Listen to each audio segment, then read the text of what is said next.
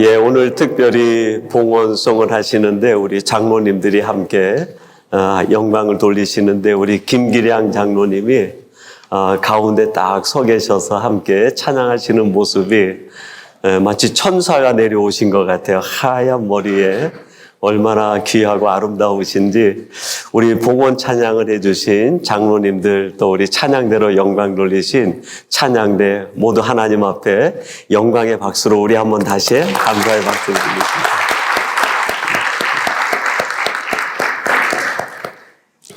드리겠습니다. 이랬으면 좋겠어요. 우리 장로님들도 찬양을 하시지만 우리 지난번에 남성 중창팀이 너무 잘하시더라고요. 근데 왜 여성 중창팀이 없는 거예요? 다음에 곧 여성 중창팀도 만들어서 하나님 앞에 찬양으로 영광 돌리지 않으실까 기대하겠습니다.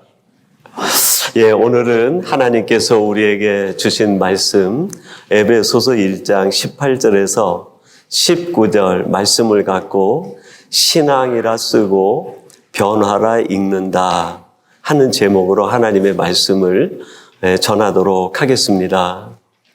설교 제목에서 여러분들이 느끼실 것 같은데 신앙과 변화는 같은 의미다.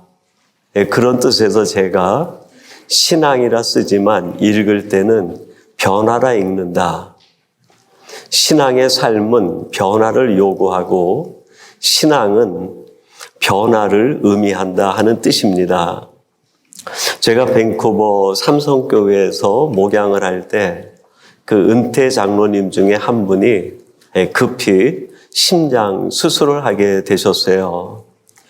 수술하시기 전에 찾아가서 병상에서 기도를 하고 장로님, 하나님께서 빨리 회복시켜 주실 겁니다.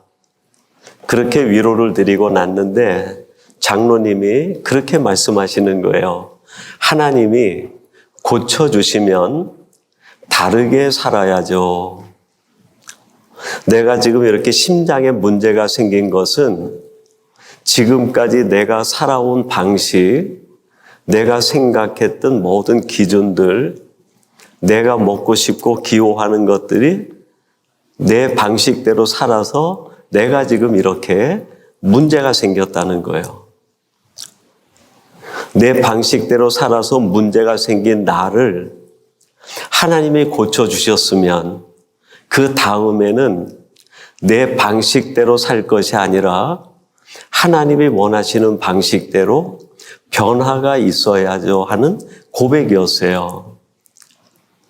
그 고백을 듣고 병실에서 나오는데 너무 감사하더라고요. 여러분, 우리 신앙이라고 하는 것은 깨달음 아닙니까? 무엇에 대한 깨달음일까요? 내가 다르게 살아야 되겠다. 지금까지는 내 욕심, 내가 원하는 것, 내가 갖고 싶은 것을 갖기 위하여 치열하게 이렇게 살았지만 이제는 내가 주님을 만났으니 하나님이 원하시는 삶의 방식으로 변화가 있어야 되지 않겠는가. 이 깨달음이 곧 신앙 아니겠습니까? 미국의 사회 심리학자이면서 의사인 고든 올퍼트라고 하는 박사가 있습니다. 그분이 그런 얘기를 했어요. 환자의 질병을 치료할 때 가장 중요한 것은 질병을 치료하는 게 아니라 환자를 변화시키는 것이다. 아마 이분이 많은 의사의 경험을 통해서 이런 얘기를 하신 것 같아요. 질병으로 고통받는 환자를 치료해 놨는데 그 환자가 얼마 지나지 않아서 똑같은 병이 재발돼서 오는 거예요. 그런 거를 반복 경험하면서 환자를 치료하고 질병을 치료할 때 단순히 질병을 치료하는 것은 무의미하구나. 그 질병의 원인이 되게 했던 그 환자의 삶을 변화시키지 못한다고 하면 질병을 치료하는 것은 무의미하구나. 그런 뜻에서 질병을 치료한다는 것은 병을 치료하는 것 이상의 환자의 삶을 변화시키는 것, 그것이 더 중요하다. 여러분, 이것을 우리의 신앙에다가 적용시키면 어떻게 될까요? 신앙인도 마찬가지죠. 우리들이 영적 죄인으로 있다가 예수님을 믿고 의인이 되었을 때 하나님의 사람으로 살아가기 시작하는 우리들은 그때부터 변화가 뒤따라야 되는 거죠. 죄인에서 의인으로, 옛사람에서 새사람으로, 육에 속했던 사람에서 영에 속한 사람으로 변화가 이루어질 때 그게 진정한 신앙이고 신앙생활 아니겠습니까? 이런 의미에서 하나님은 우리에게 변화를 기대하고 계시다. 그러면 우리들이 변화한다고 할 때 어떤 변화를, 무엇의 변화를 이루어야 할까요? 오늘 본문 말씀이 두 가지를 이야기합니다. 첫째로는 의식의 변화예요. 의식의 변화. 우리 18절 말씀 같이 한번 봉독해 보겠습니다. 18절 같이 봅니다. 시작. 너희 마음에 성도 안에서 그 기업의 영광의 풍성함이 무엇이며 18절 초반절에 보니까 그의 부르심의 소망이 무엇이며 그랬어요. 지금 사도 바울이 에베소에 있는 에베소교의 성도들에게 편지를 쓰면서 너희들이 이것을 기억하고 이것을 잊지 말라는 거예요. 하나님이 너희들을 어떻게 했다고요? 부르셨다 하는 걸 잊지 말라는 거예요. 여러분이 에베소는 사도 바울이 태어났던 길리기아 다소로부터 약 한 100km 정도 떨어진 가까운 거리의 지역입니다. 지금으로는 튀르키예, 터키라고 하는 지역, 중부 지역에 있어요. 그리고 그 에베소 교회의 성도들은 대부분이 유대인들이었어요. 어떻게 유대인들이 이 유대 땅 예루살렘도 아닌 소아시아 지역에 그 에베소라는 지역에 흩어져 살게 된 것인가? 이것이 유대인들이 가지고 있는 디아스포라의 역사입니다. 주전 605년에 바벨론으로부터 공격을 받은 유다가 무너지고 많은 사람들이 포로로 끌려가게 됩니다. 주전 605년부터 역사적으로 이스라엘 백성들의 디아스포라의 역사가 시작이 돼요. 디아스포라는 우리가 아는 대로 흩어진 자들, 그런 뜻이에요. 그들은 가고 싶지 않았는데, 본국을 떠나고 싶지 않았는데 타의에 의해서, 강력한 외부의 힘에 의해 가지고 물리적으로 본국을 떠나 외지에서 살게 된 거예요. 하루 이틀이 아닙니다. 1000년이 넘는 거예요. 그렇게 흩어져 살던 자들이 본국에 가고 싶었으나 본국에 갈 수 있는 기회를 잃어버리고 그대로 뿌리를 내리고 살다 보니까 에베소라는 지역에, 소아시아 지역에 정착해 살게 되었고, 사도 바울은 거기서부터 100몇 킬로미터 정도 떨어진 길리기아 다소에서 살게 되었던 거예요.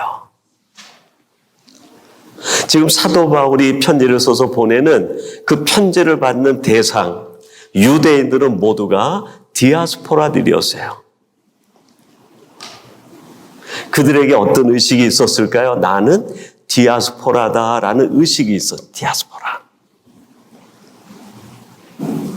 제가 싫어하는 단어 중에 하나가, 우리 수요 강해를 할 때도 말씀드렸지만 디아스포라라는 말이에요.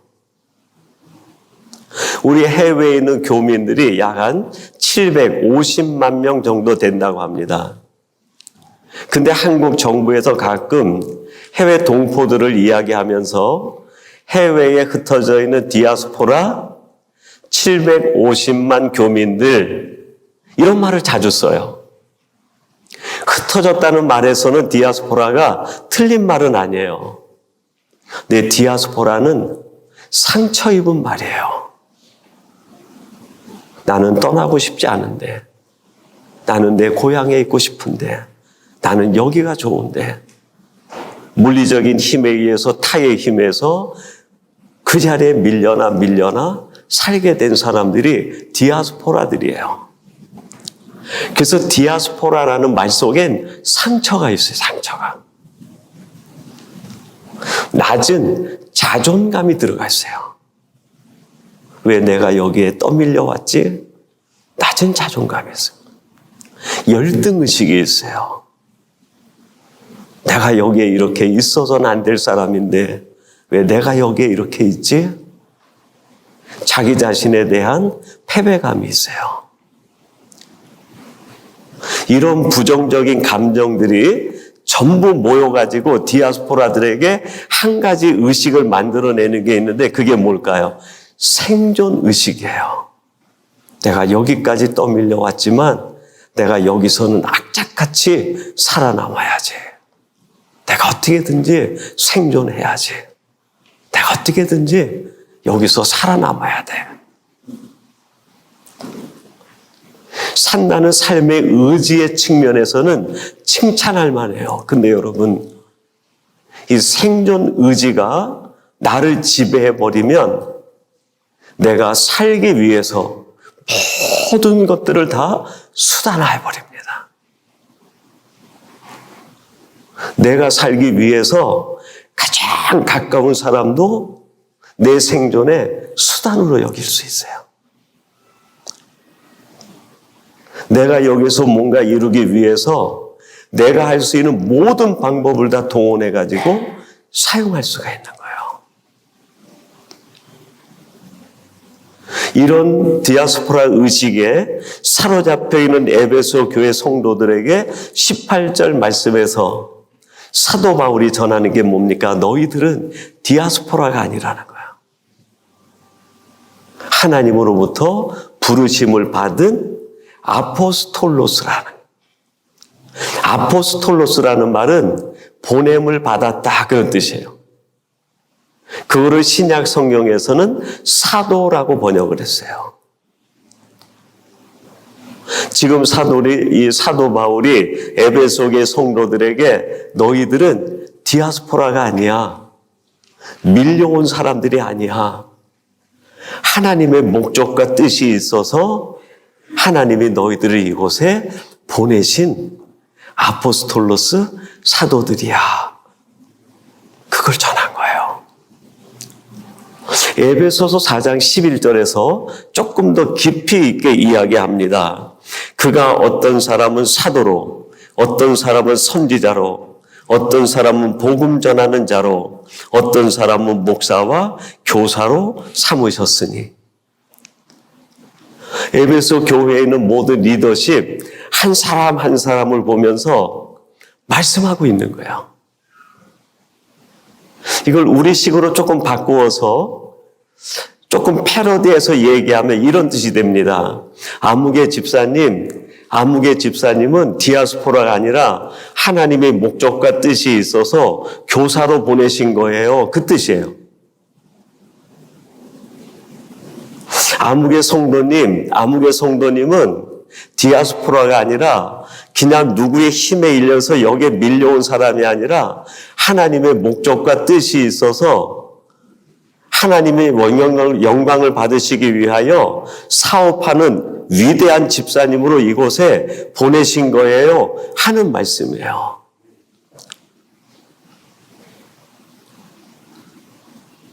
신앙생활은 이 의식의 전환부터 시작이 됩니다. 사도 바울이 예루살렘에 와가지고 자기는 디아스포라라는 의식을 가지고 생활할 때 어떻게 하면 내가 유대 사회에서 뿌리를 내리고 많은 유대인으로부터 존경을 받고 내가 이 사람들에게 인정받는 사람이 될까? 생존이 목적이 되었을 때 그 사울이라는 청년이 한 일이 뭡니까? 크리스찬들을 잡아가지고 핍박하는 일이에요. 크리스찬들이라고 예수를 믿는 자들, 저들을 죽여서라도 내가 입지를 다져야 되겠다는. 사람이 사람으로 보이는 게 아니에요. 동족인 크리스찬, 동족인데 그 사람이 예수를 믿는 그가 자기의 수단으로 보이는 거예요. 수단으로. 그래서 제사장들로부터 허가를 받고 다메섹으로 넘어가다가 빛 가운데 주님을 만나요. 그 빛 가운데 주님을 만나서 그 빛 때문에 실명을 하게 됩니다. 그리고 음돈에 가 있는데 하나님이 아나니아라고 하는 한 선지자를 불러가지고 사울에게 찾아가서 그 눈에다가 안수를 해주라는 거예요. 그러면 그때 사도행전 9장 15절에서 이렇게 하나님이 말씀하십니다. 주께서 가라. 이 사람은 내 이름을 위하여 이방인과 임금들과 이스라엘 자손들에게 전하기 위하여 택한 나의 그릇이라. 아나니아야, 네가 저 사울에게 가서 이 말을 전하라는 거예요. 사울아, 너는 디아스포라가 아니야. 너는 떠밀려온 사람이 아니야. 타인의 힘에서 쫓기듯이 여기까지 온 사람이 아니야. 하나님이 창세전부터 뜻이 있어가지고 너를 길리기아 다소에서 태어나게 해가지고 너를 통해서 온 이방 세계에 복음을 전하게 하기 위하여 택한 나의 그릇이야. 너는 나의 아포스톨로스야. 그걸 전하라는 거예요. 이 순간 사도 바울의 의식이 바뀝니다. 나는 디아스포라가 아니라 아포스톨로스야. 이때부터 진짜 사도 바울의 인생이 시작이 되는 거예요. 이 의식의 전환이 일어나지 않으면 우리는 예수를 믿고 신앙생활 한다고 하면서도 여전히 패배감에 젖어 신앙생활 할 수 있어요.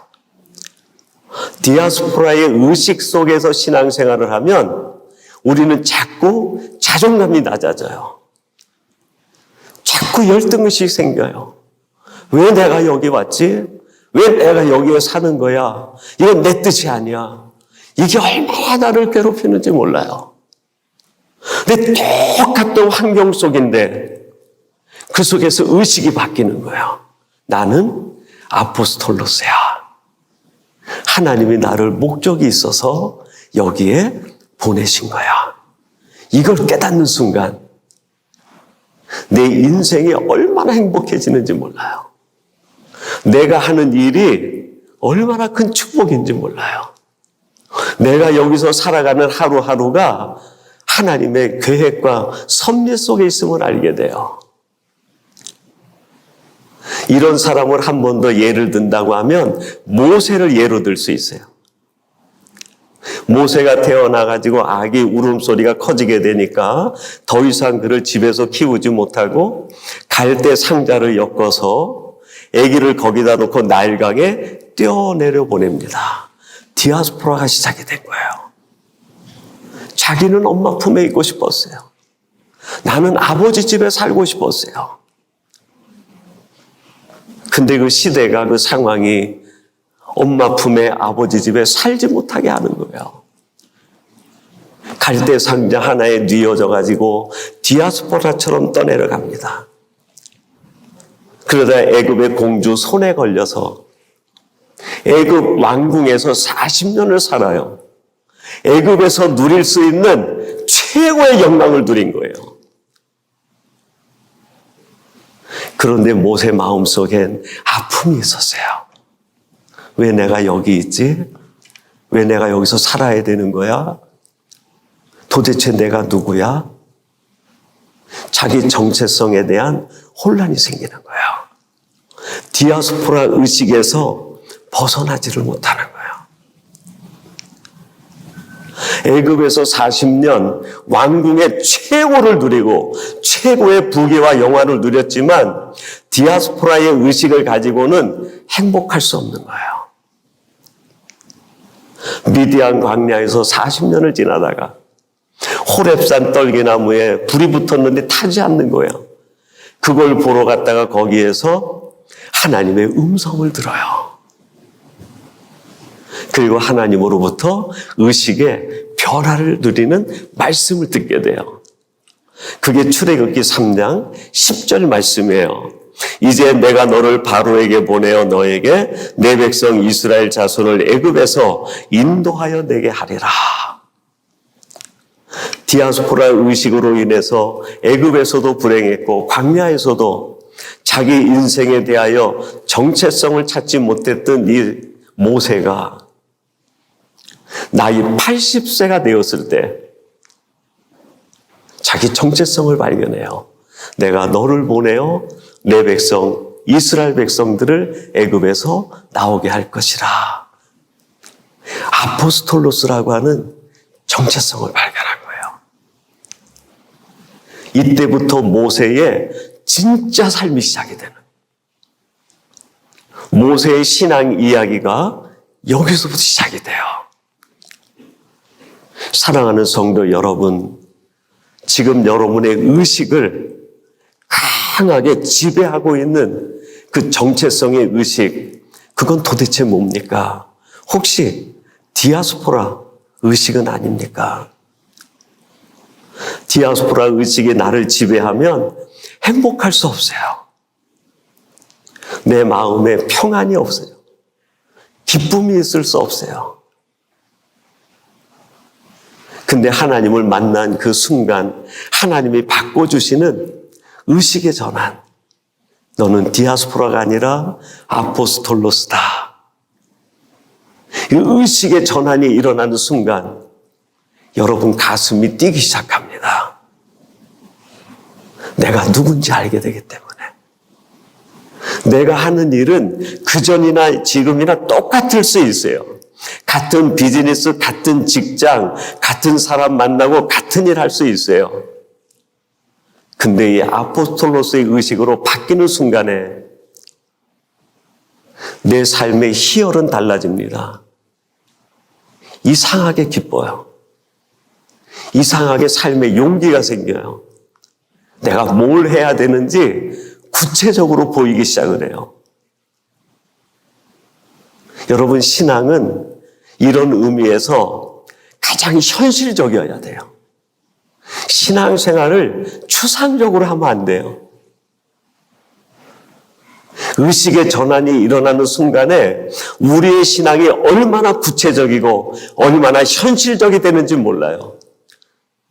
내가 지금 이 직업을 가지면 왜 직업을 가져야 되는지, 이 일을 하면 내가 왜 해야 되는지, 내가 이곳에서 살아야 되면 왜 살아야 되는지 명쾌하게 이해가 돼요. 그래서 행복해지는 거예요. 그게 진짜 신앙이에요. 그리고 두 번째, 신앙이 내게 찾아오게 되면 변화가 일어나는데 그것은 삶의 변화가 일어납니다. 오늘 본문 19절 우리 같이 한번 봉독해 보겠습니다. 19절 같이 봅니다. 시작. 그의 힘의 위력으로 지극히 크심이 어떠한 것을 너희로 알게 하시기를 원하노라. 사도 바울이 지금 에베소의 성도들에게 또 한 가지 메시지를 주는데 19절에 보면 우리에게 베푸신 능력의 크심이 어떠한 걸 너희들이 알아야 되겠다. 하나님이 지금 나에게 행하시는 것, 그걸 알아야 된다는. 삶의 변화라고 하는 것은 이런 것이 담겨 있어요. 내 전략으로 살던 삶에서 하나님이 지금 나에게 보여주시는 전략으로 살겠다고 삶의 변화를 이루는 거예요. 지금 에베소에는 많은 성도들이 사도 바울로부터 이 편지를 받기 전에는 자기 힘으로 살았어요. 내 전략, 내 계획, 내가 가지고 있는 모든 아이디어, 그걸 가지고 살던 에베소의 성도들에게 사도 바울이 지금 전하는 게 뭐야? 아니야. 그렇게 살면 안 돼. 너희들이 하나님을 만났다고 하면 이제부터는 하나님이 너희들에게 가지고 있는 그 크신 능력과 계획, 그것을 믿고 하나님의 전략을 따라 살아야 돼 하는 말씀이에요. 제가 어느 책을 보다 보니까 아마추어와 프로에 대한 차이를 이렇게 얘기했어요. 아마추어는 자기의 개인기를 믿고 프로는 감독의 전략을 믿는다. 아마추어가 왜 아마추어일까요? 자기가 볼 때는 자기 개인기가 자기 같은 팀원들 중에서 최고처럼 느껴지는 거예요. 상대를 믿지 못하는 거예요. 자기 개인기대로 공을 갖고 공을 차고 하다가 결국 게임을 망쳐버리고 경기를 엉망으로 만들어버려요. 근데 프로는 어떻습니까? 이미 개인기가 뛰어나기도 하지만 프로는 감독을 믿는 거예요. 감독이 사인을 하고 전략을 보내면 자기 개인기로 능히 할 수 있는 것도 절제하고 감독의 전략대로 사인대로 합니다. 그래서 프로는 자기가 영광을 얻지 못하는 순간에도 팀을 이기게 만드는 거예요. 그게 진짜 프로죠. 제가 재미있게 보는 프로 중에 하나가 최근에 하나가 생겼는데요. 최강 야구라고 하는 프로입니다. 우리 보신 분들이 계신지 모르겠는데 이전에 야구팀에서 프로로서 활약을 했던 아주 뛰어난 몸값을 자랑하는 그런 선수들이 은퇴를 한 선수들을 다시 모아가지고 팀을 만든 거예요. 그러니까 이미 프로 선수로 경력 있고 다 은퇴된 선수고 현역에서 물러난 지 오래된 선수들이에요. 그렇게 은퇴한 프로 선수들로 팀을 만들고 현역 아시안 게임에 나가는 유소년 팀이라든지 고등학교에서 전국에서 우승한 팀이라든지 그런 팀하고 이제 경기가 되는 거예요. 근데 재밌는 게 이 아마추어와 프로와의 전투에서 아마추어들이 이길 것 같은데 이기지를 못하는 거예요. 가끔 이기기는 하는데 거의 프로팀이 이기는 거예요. 그게 너무 신기한 거예요. 자기가 배팅을 하고도 이 배팅한 타석에서 1루까지 걸어가는데 뛰어가다가 죽어요. 얼마나 몸이 둔하고 느린지. 그런 선수들이 어떻게 그 아마추어 그냥 발 빠른 선수들을 이기는지 너무너무 궁금한 거예요. 그러다가 제가 한 가지를 보고 깨달은 게 있었어요. 그 프로 선수팀이 1루, 2루 나가 있는데 감독이 막 이러고 사인을 보내더라고요. 그때 타석에 들어선 사람이 지명타자예요. 타자 중에서도 가장 잘 치는 선수를 지명해서 보낸 거예요. 모든 사람들은 전부 장타를 칠 줄 알고 안타를 치느나 아니면 홈런을 치나 기대하고 있는데 감독이 계속 사인을 보내더라고요. 투수가 공을 딱 던지는데 갑자기 자세를 바꾸더니 번트를 대는 거예요. 자기 발 앞에 번트를 딱 대고 자기는 뛰어가다 죽어요. 근데 1루, 2루에 있던 선수들이 진루를 해버리는 거예요. 그걸 보면서 야, 이게 진짜 프로구나. 감독이 죽으라고 하니까 죽는 거예요. 멋지게 쳐가지고 2루타 정도 뽑아내가지고 그냥 주자들 다 돌려내면 영웅 되는 거 아닙니까? 그렇게 할 수 있는 선수인데 지명타자로 그렇게 보내놓고 감독이 죽으라 그러니까 그 자리에서 죽는 거예요.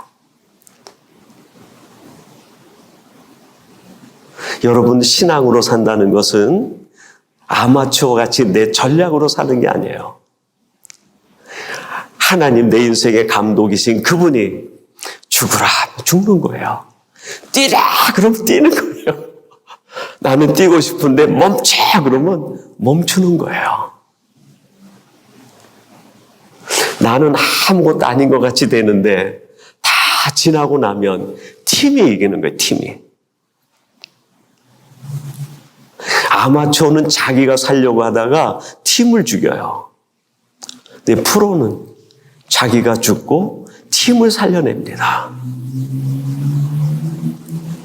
하나님께서 오늘 우리들에게 주시는 말씀을 통해서 신앙은 변화라는 거예요. 의식이 변하지 않으면 우리의 신앙은 늘 패배감에 젖어 살아갑니다. 믿는 것 같은데 진짜 신앙생활은 한 번도 하지 못하고 세상 떠날 수 있어요. 디아스포라 의식이 아니라 나는 보냄받은 자야. 아포스톨로스의 의식을 갖는 거예요. 그리고 두 번째는 감독의 사인을 믿는 거예요. 하나님이 죽어라. 죽어보는 거예요. 그러나 결코 하나님은 우리를 죽이지 않습니다. 승리케 해주세요. 멈춰라. 멈추는 게 아니에요. 그게 전진이에요. 나는 힘이 없어서 멈추고 싶은데 하나님이 달려라 그러는 거예요. 달려보는 거예요. 그 속에 하나님이 주시는 면류관이 기다리고 있는 거예요. 사랑하는 성도 여러분, 정말 진짜 신앙생활 해보고 싶지 않습니까? 우리의 남은 인생 얼마 남지 않았어요. 우리 인생 후반전 이렇게 흘려보낼 것이 아니라 진짜 신앙생활하고 매 순간이 감격이고 매 순간이 행복이면 얼마나 좋겠습니까?